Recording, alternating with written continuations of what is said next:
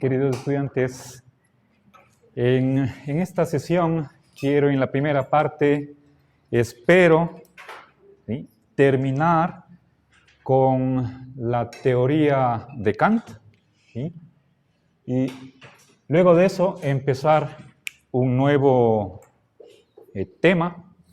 Quisiera pasar a los derechos humanos, ¿sí? Bueno, entonces veamos, tenemos ya sentadas las bases para comprender su concepción de lo que es la obligación. ¿Sí? Empecemos por ahí. Queremos saber qué es lo obligatorio, ¿sí? ¿Qué es lo que determina la obligación o el deber? ¿Qué es lo lícito? Bien, estamos preguntando por su naturaleza y quiero escribir en el pizarrón, aunque verbalmente lo dije desde la primera hora, la base para responder a esto. Recuerden, es obligación moral y obligación ética también, ¿sí? Ambas cosas. La base está en su idealismo trascendental, ¿sí?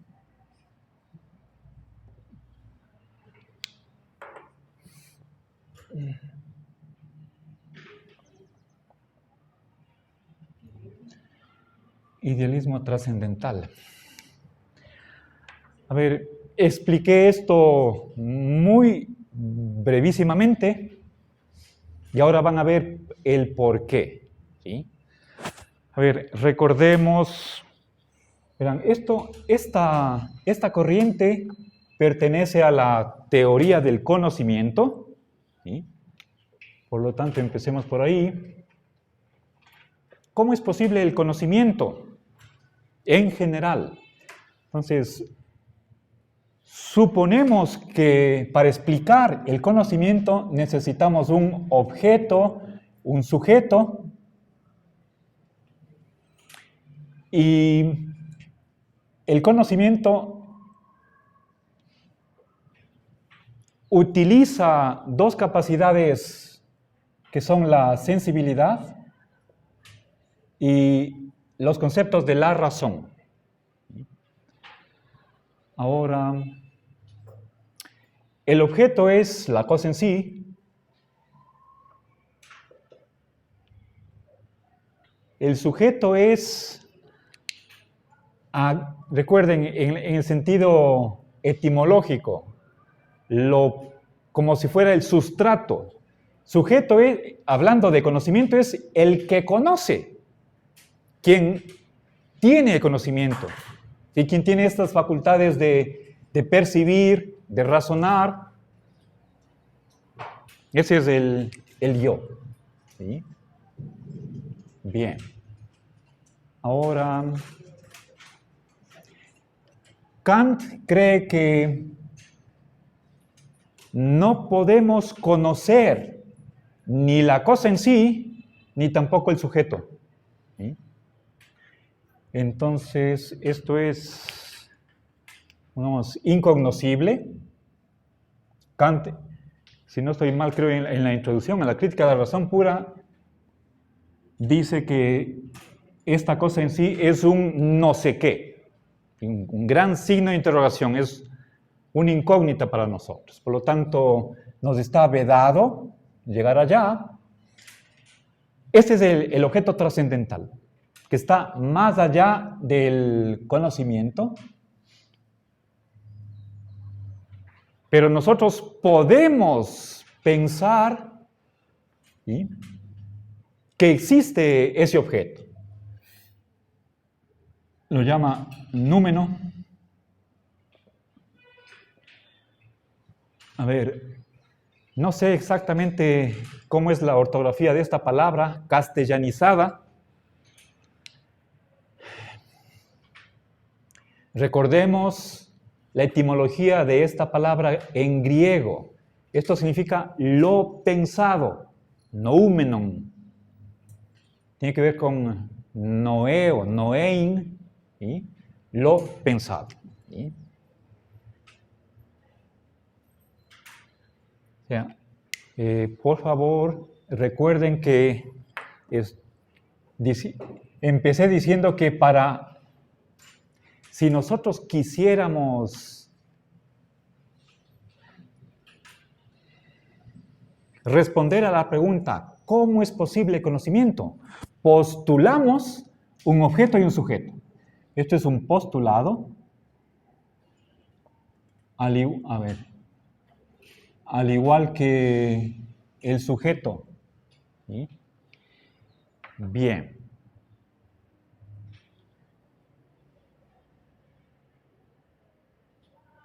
No es lo mismo conocer que pensar. ¿Sí? Bien, ahora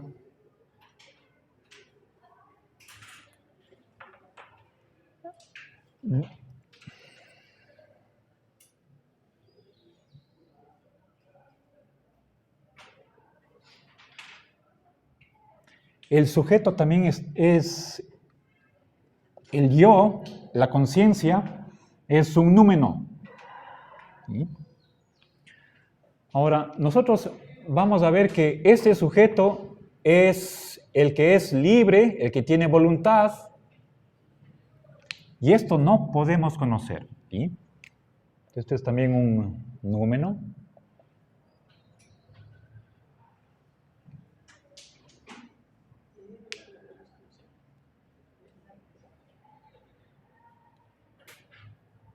Ahora, nosotros tenemos una experiencia moral, está acá.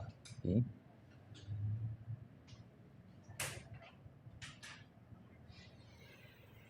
Nosotros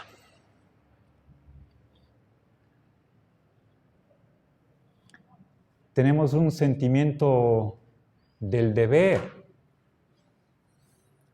tenemos un sentimiento de responsabilidad, de arrepentimiento. Esa es experiencia moral. ¿Sí? Bueno. Ahora, entonces, la base de la obligación moral está acá. Podemos decir el hombre. A ver, aquí tenemos, voy a agrandar el espacio de este cuadrado. Cuando la sensibilidad se junta con la razón, cuando trabajan ambas facultades colaborando una con la otra, ahí tenemos conocimiento y ahí se forma el fenómeno. Es lo que se nos aparece a nosotros, el mundo tal como se nos presenta a nosotros. Fenómeno. ¿Sí? Bien, ahora el hombre, en cuanto que es cuerpo, está acá, es un fenómeno, pero en cuanto que es número, está más allá del conocimiento. ¿Sí? Entonces, el hombre se puede considerar bajo el punto de vista fenoménico o el numénico. ¿Sí? A ver,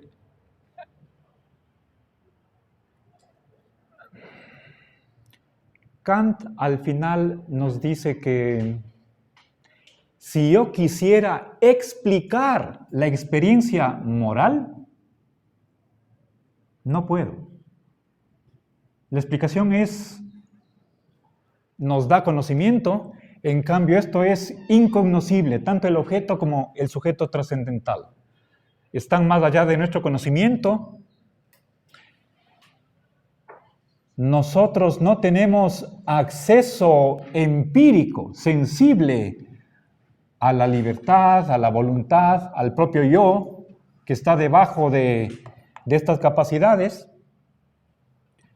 pero posibilitan esta experiencia o el conocimiento. Entonces, de esto mismo, yo puedo comprender cómo es la experiencia moral, pero esa comprensión no es conocimiento. ¿Sí? Porque me falta la sensibilidad. La sensibilidad tiene que ver con los 5 sentidos. ¿Sí?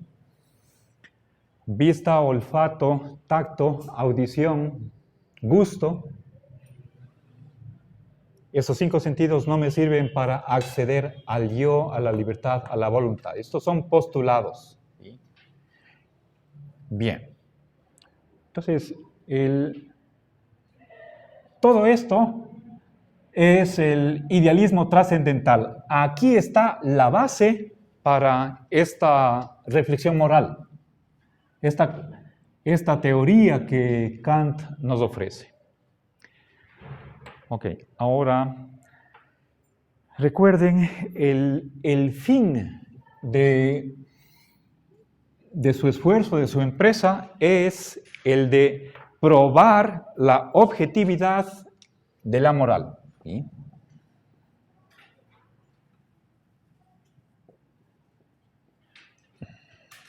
¿Y esto qué significa? Es decir, que tenemos un sistema de normas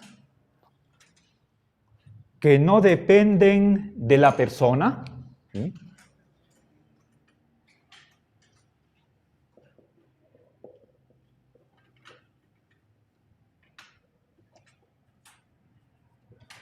Independientes de la persona y que tienen validez en sí misma, que tienen validez en sí mismas. ¿Sí?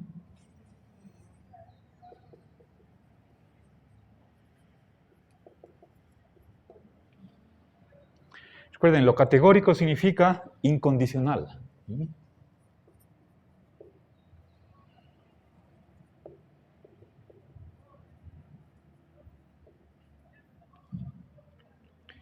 Y por eso la cuestión de lo universal es central en Kant. ¿Sí? Bien, entonces quiero mostrarles a ustedes cuál es la estrategia que utiliza Kant para demostrar esto de aquí. A ver, en otras palabras, o sea, verán, ¿dónde está? La objetividad. ¿Sí? La ética no es subjetiva, la moral no es subjetiva.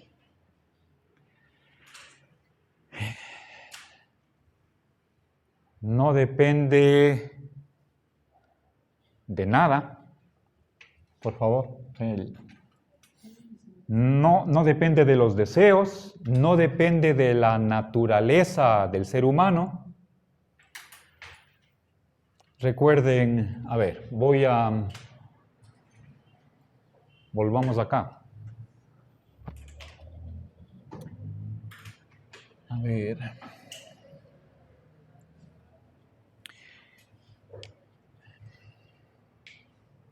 Podríamos pensar no solamente en el hombre, sino en un ser racional, un sujeto racional, que tenga razón. Los hombres no son los únicos seres racionales. Entonces,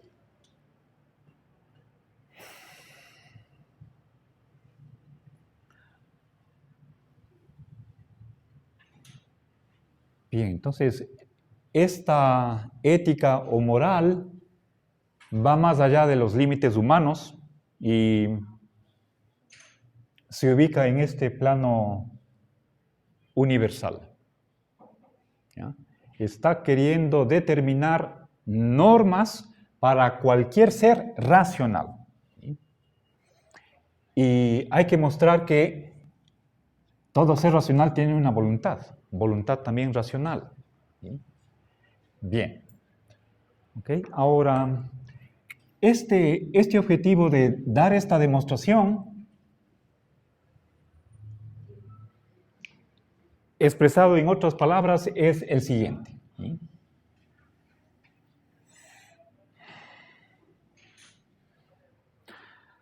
La voluntad está sometida al imperativo categórico.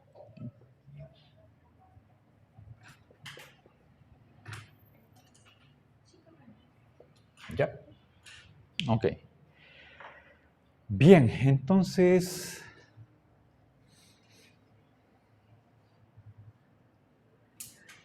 el desarrollo de su teoría tiene como fin esto de acá. ¿Sí? aquí, a ver, voy a escribir bien la D para que se entienda bien. Ok. Bueno. Empecé indicando qué era la voluntad. ¿Sí? Recuerden, la voluntad es la causa de la acción.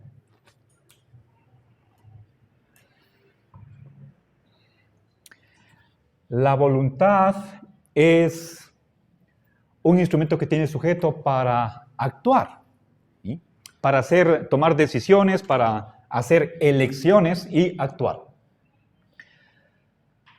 Bien, la voluntad tiene esa capacidad causal de producir acciones. Hablábamos de cuando tenemos una buena voluntad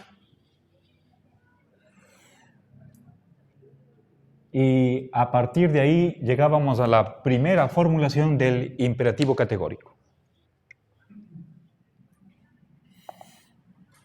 A ver, lo principal de este imperativo es que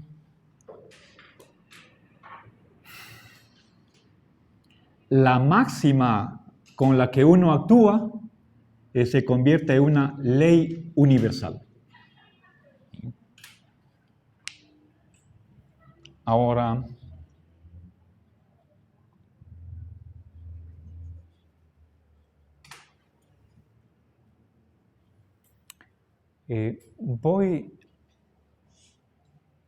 distinguí yo entre querer y desear. Y recién hoy me he dado cuenta que un texto que he utilizado yo para hacer esta exposición, que es de Stephen Kerner, sobre un libro sobre la filosofía kantiana en general, debe estar mal traducido, porque en inglés tenemos dos verbos, dos palabras, will and wish, que a la vez son verbos y sustantivos, querer y desear, voluntad y deseo, ¿sí? Un traductor que sea simplemente un lingüista, tal vez puede tomar estas dos palabras como sinónimas, pero al momento de entender la ética kantiana, no podemos traducir el uno por el otro como si fuera lo mismo querer y desear, ¿sí? El desear es algo espontáneo, en cambio, detrás del querer hay una decisión, un proceso de qué elegir. Y ahí entra la razón. Decisión, decisivos. Está bien así, ¿no? Decisión. ¿Ok? Bien. A ver, entonces...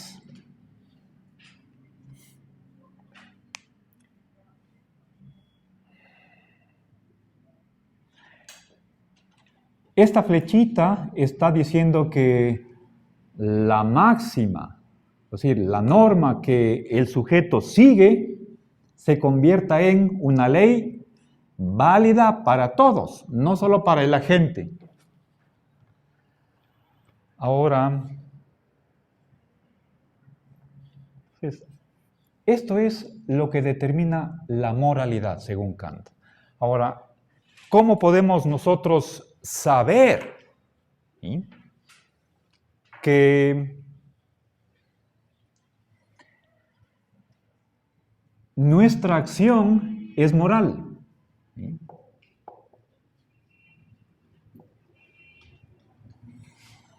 A ver, entonces, aquí tenemos nosotros el criterio de moralidad. ¿Sí? A ver,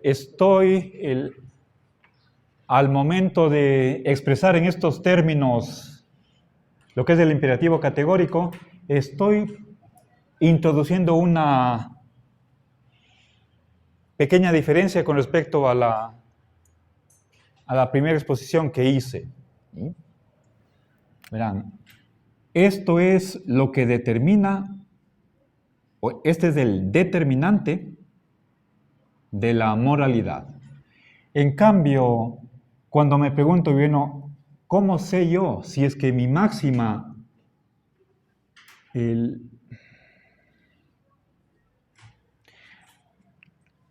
tiene esa capacidad de convertirse en ley universal?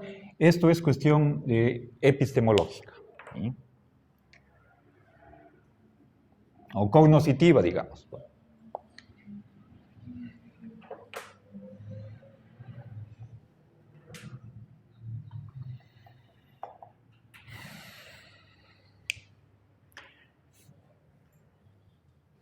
Esto es algo subjetivo, que me ayuda al momento de enfrentar un dilema ético o una pregunta ética. ¿Qué hacer? ¿Qué debo hacer?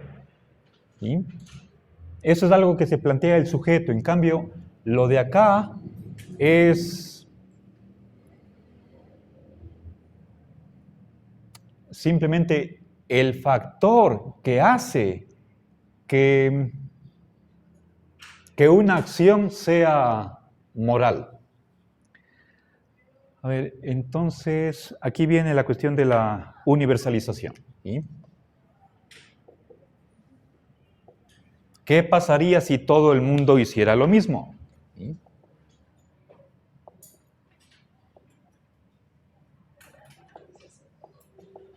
Si todos actuaran igual. ¿Sí? A ver, ejemplo. A ver.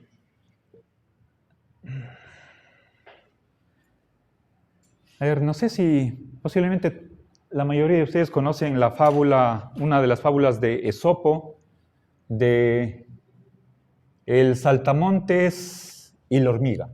¿Sí?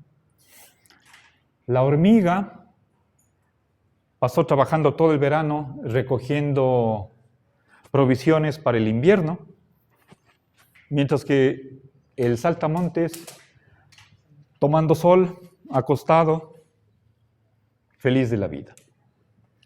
Pero cuando llega el invierno no tenía qué comer y golpea la puerta del hormiguero.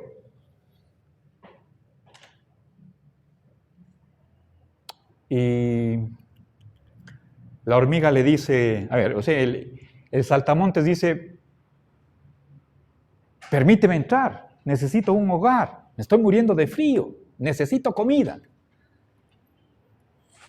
La hormiga le dice, con una condición, que el próximo verano tú recojas tus provisiones. ¿Sí?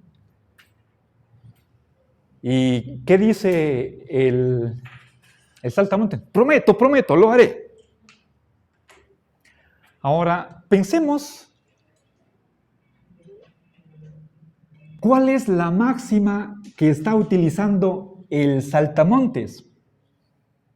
¿Sí? ¿Qué está en su cabeza al hacer esa promesa? Si es que la máxima fuera, si quieres conseguir algún fin, haz una promesa en falso,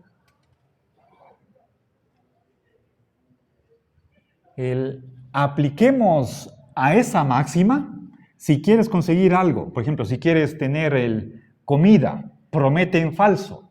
¿Sí? Veamos, ¿es esa máxima moral? El test está aquí. La universalización es un... A ver, no sé si es que esta palabra es castellana. La prueba. Pongamos test. Me disculpan si es que este es un anglicismo. ¿Sí? El test para saber si es que esta máxima es moral está aquí. ¿Qué pasaría si es que todos actuaran, todos hicieran una promesa simplemente con el fin de conseguir algo? Hay ahí un propósito que podemos decir egoísta, ¿Sí? El resultado final de universalizar esa máxima que utiliza el saltamontes, perdón, saltamontes, sí, significaría la ruina de las promesas. Nadie más confiaría en las promesas que uno hace. Entonces, hay ahí algo de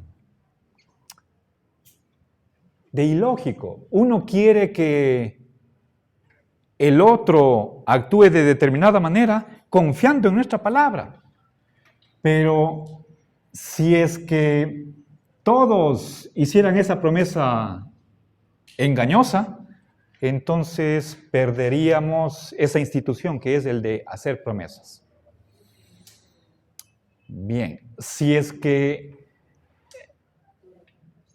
una máxima pasa, aprueba este test, entonces la acción es moral, la acción es lícita. El caso contrario, si vemos que, como en este caso, esa máxima al ser universalizada se autodestruye, ¿sí? Entonces eso es contradictorio, es irracional y por lo tanto no es moral. ¿Sí? Bien, entonces fíjense, detrás de este proceso está una cuestión de si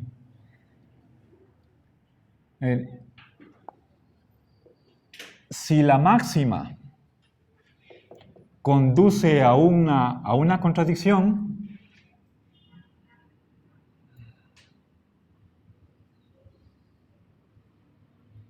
entonces la acción no es lícita. ¿Sí? Recuerden, la A es de autorizada. Y viceversa, si la máxima no conduce a una contradicción, entonces la acción es lícita. ¿Sí? Bueno, es moral.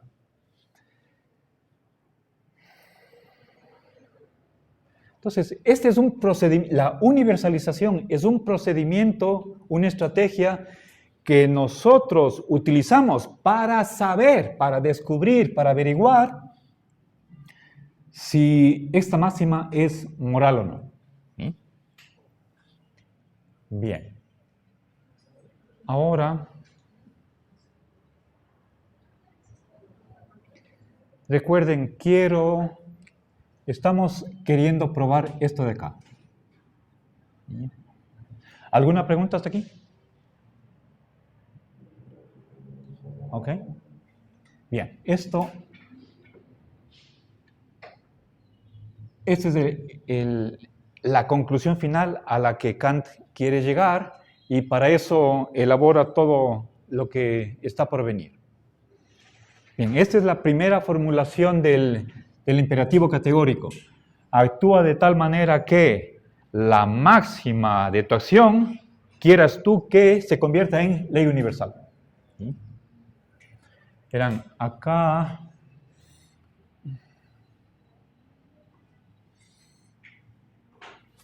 acabo de introducir un nuevo elemento y es la cuestión de la voluntad, del querer. ¿Sí?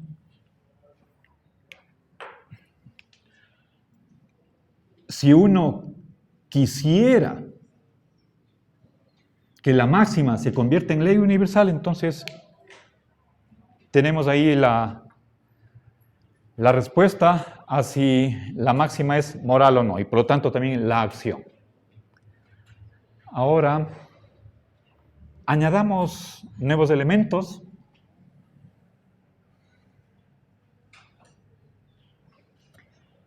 Recuerden, quiero obtener normas que sean válidas en sí mismas, algo incondicional, algo que no dependa de las personas. ¿Sí? Esas características son importantes. Ahora, antes de continuar, quiero aclarar que este criterio es formal, a diferencia de material. La ética kantiana es ética formal, a diferencia de la de Aristóteles o la de los utilitaristas. ¿Por qué es formal? A ver, es meramente procedimental.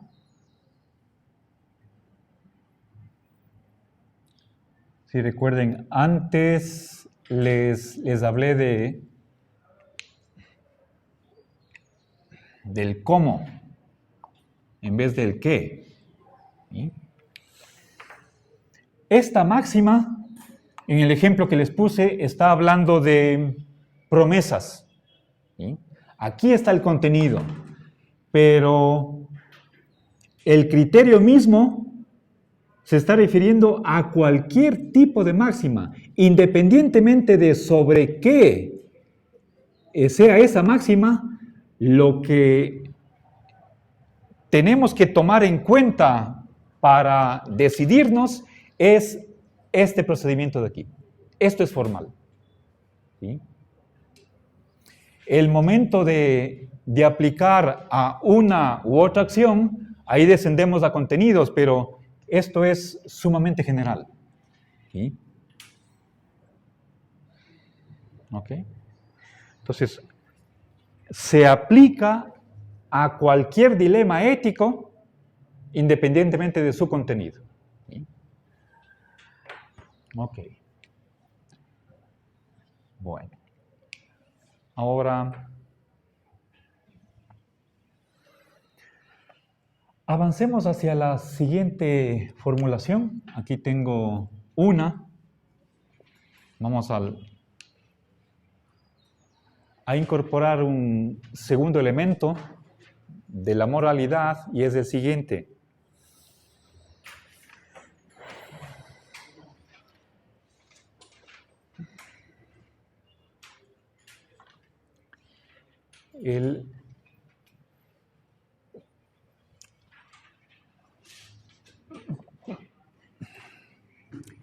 Quiero introducir la cuestión de la humanidad como un fin en sí.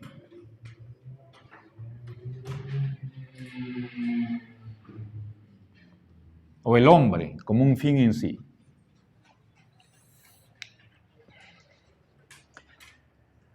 Verán, las máximas tratan de, las máximas tienen un fin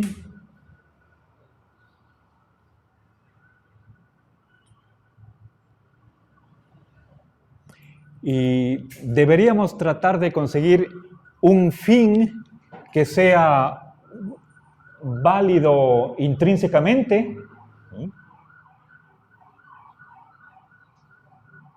Que por lo tanto tengan vigencia universal. ¿Sí?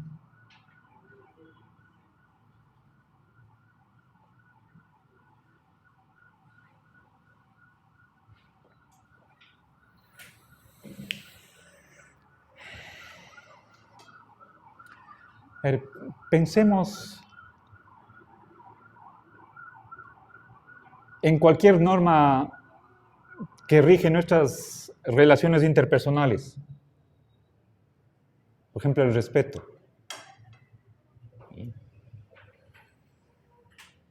La gentileza. Pues, preguntémonos, ¿existe un fin válido universalmente?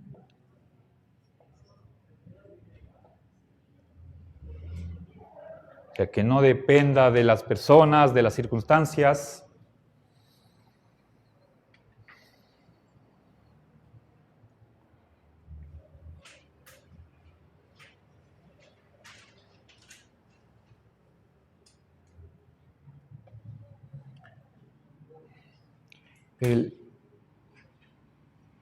Las normas persiguen un valor.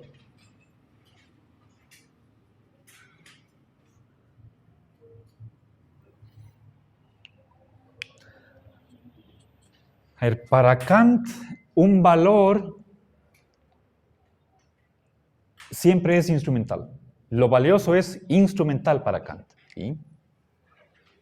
El valor es un medio.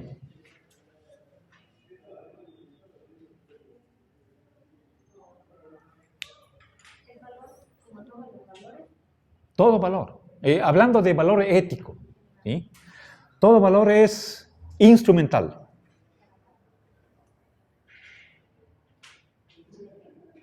No hay valores intrínsecos. ¿Qué es lo intrínseco entonces? Ya voy a responder. Primero quiero, ¿sí?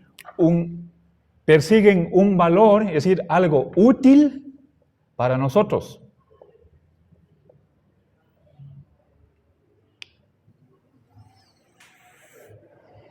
Pensemos si es que decimos no robar. ¿Sí?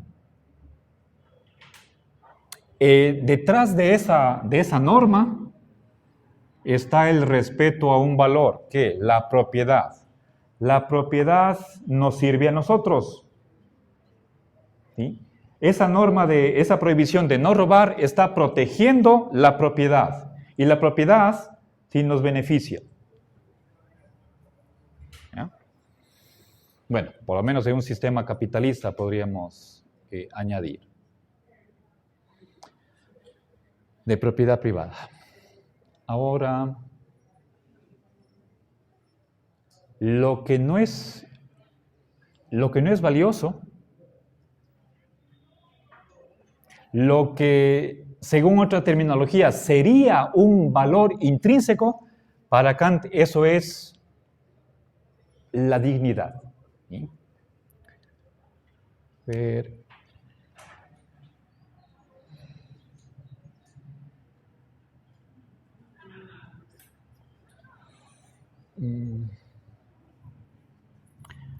Valor, valor es lo opuesto de dignidad.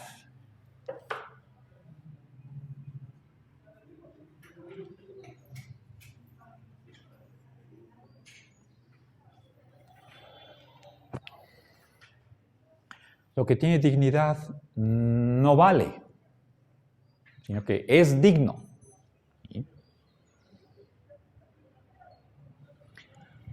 Ahora, ¿Por qué es digno? la respuesta es por sí mismo. ¿Sí? Por ser lo que es y nada más. No por aquello que me permite conseguir, y a modo de instrumento. ¿Sí? O sea, el conocimiento, la Estamos belleza, acá.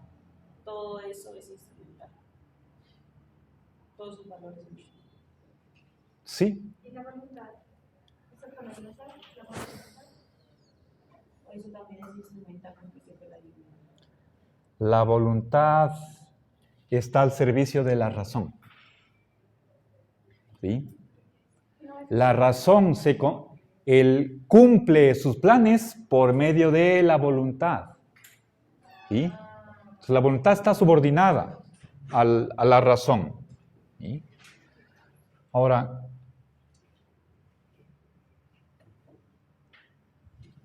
¿quién es el portador o el sujeto de la dignidad? El ser humano. El ser humano es digno. ¿Sí?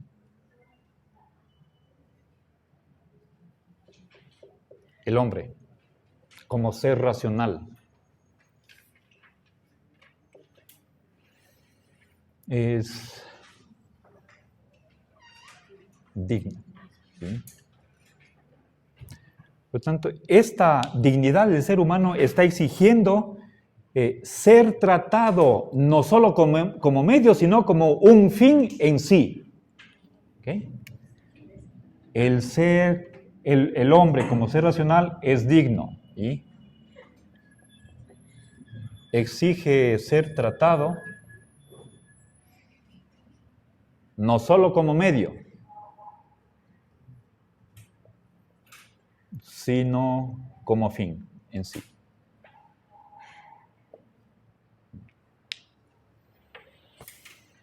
Verán, podemos utilizar a una persona para conseguir un fin personal, pero a la vez debemos reconocer el fin que tiene esa persona en sí misma.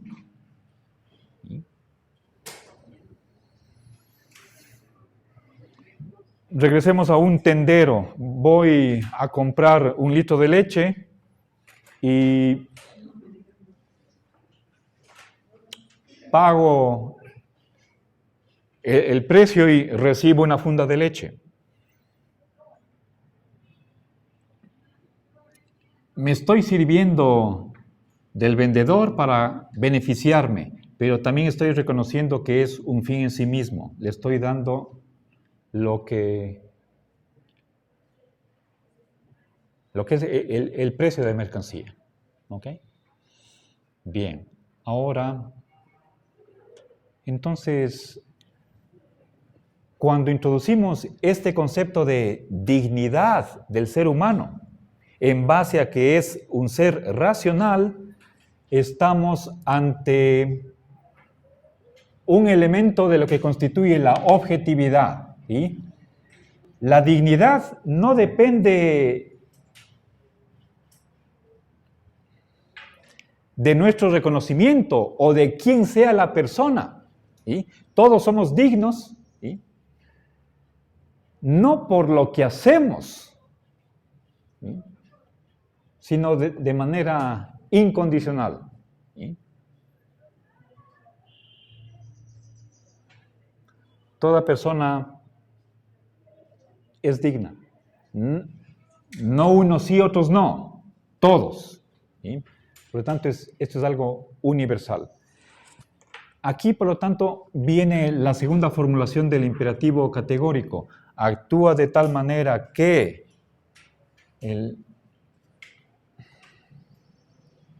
la acción que uno hace respeta la dignidad o la humanidad en las otras personas. ¿Sí?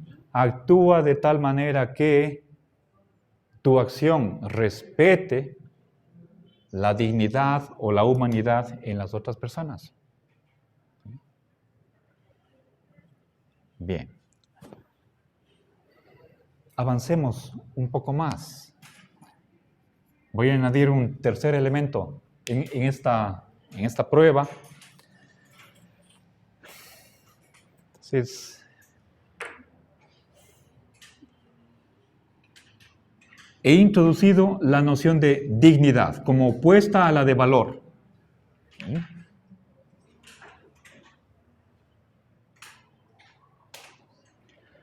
Ahora,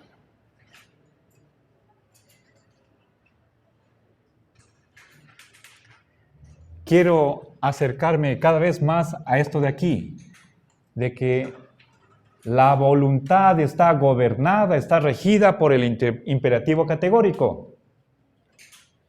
Y con eso estoy mostrando la objetividad de la moral. ¿Sí? Quiero probar esto. ¿Sí? El objetivo es probar que la moral no es subjetiva. ¿Sí? Por lo tanto, no depende de las personas. ¿Sí? Las normas valen universalmente por sí mismas. ¿Sí? Aquí he introducido un elemento que cumple estas condiciones de acá. ¿Sí? La dignidad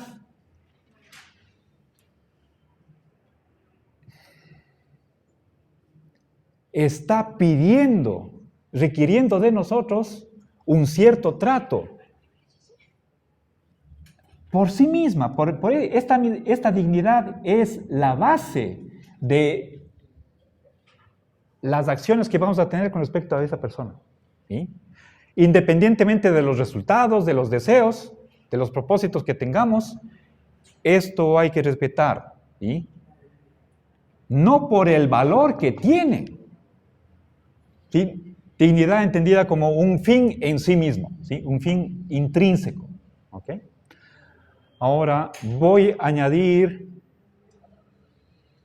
algo más. ¿Sí? A ver. Ahora les voy a hablar de la autonomía.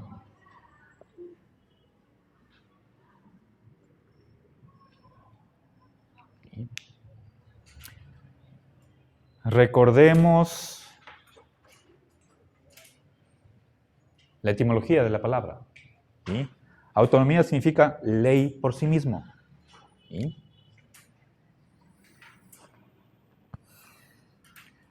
Una persona racional, ¿sí? Un hombre por ser racional, ¿sí?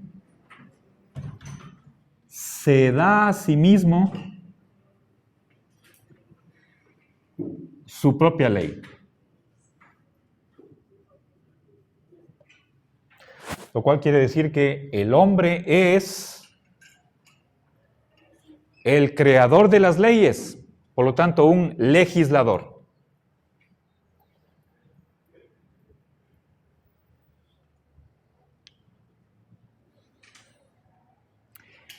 Recordemos que aquí, al momento de explicar este proceso de universalización, les hablé de una contradicción. ¿Sí? Esto es cuestión de lógica, es un aspecto de la racionalidad. Un ser racional va a querer que su máxima se convierta en ley universal. ¿Sí? Este criterio de moralidad es descubierto por la razón. ¿Sí?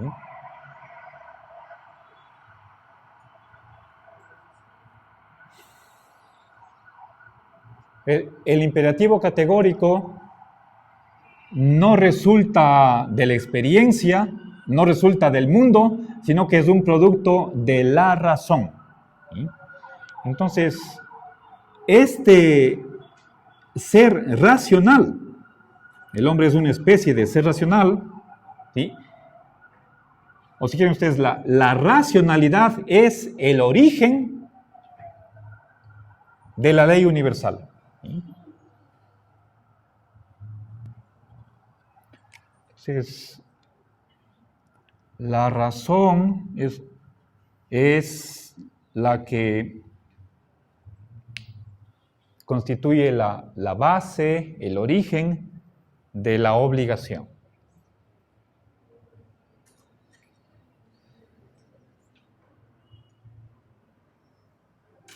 Ahora,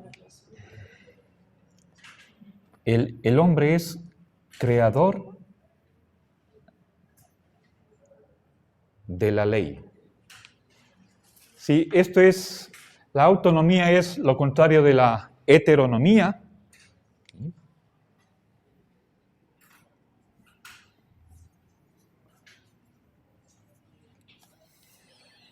Ley dada por otro. Es lo que sucede con Moisés cuando recibe las tablas de la ley de las manos de Dios en el monte Sinaí.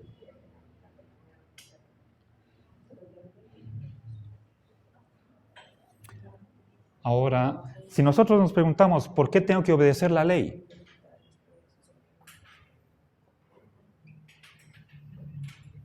Ley moral.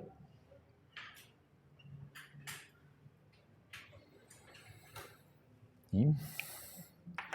O, ¿por qué tengo que ser moral? ¿Sí?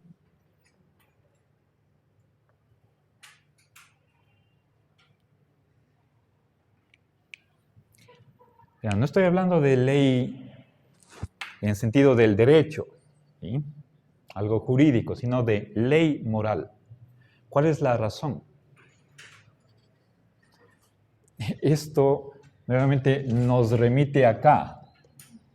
¿Por qué la voluntad? Aquí estoy utilizando esta palabra en sentido de que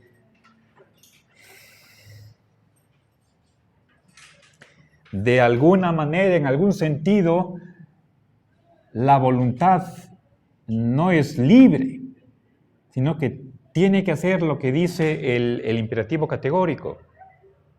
sea, hay normas, no es que estamos en un todo vale, en un caos, en una anarquía. Hay límites, hay líneas rojas que hay que respetar. ¿Quién pone esas normas? El propio ser humano. Por eso, porque es creador, por eso tiene que someterse a lo que él mismo establece. ¿Sí? Entonces, ¿qué pasaría? Tomemos esta palabra en un sentido